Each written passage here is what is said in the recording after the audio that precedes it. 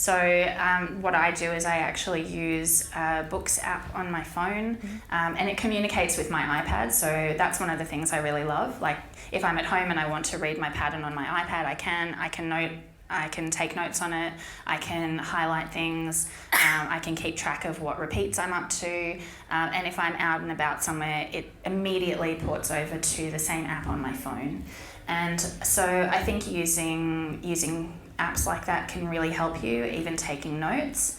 And sometimes having the bits of paper, you know, you forgot your pattern at home, or the page fell out, or it got scrunched up, or the dog ate it, or your kids got their little fingers all over it with the Nutella. Kids got fingers on it is an issue in our house. It's a hazard, yeah, consistently.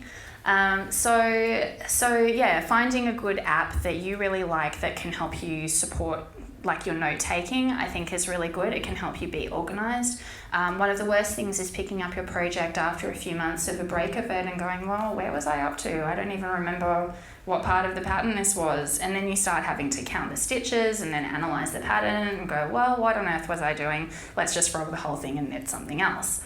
So having these notes, like it just stays on the pattern. I upload the PDFs into the Books app, and I just make my notes on that, and that's a real lifesaver. It helps keep me organised. When I pick up the pattern again months later, I can go, oh well, this is exactly where I was up to because it says so on my PDF.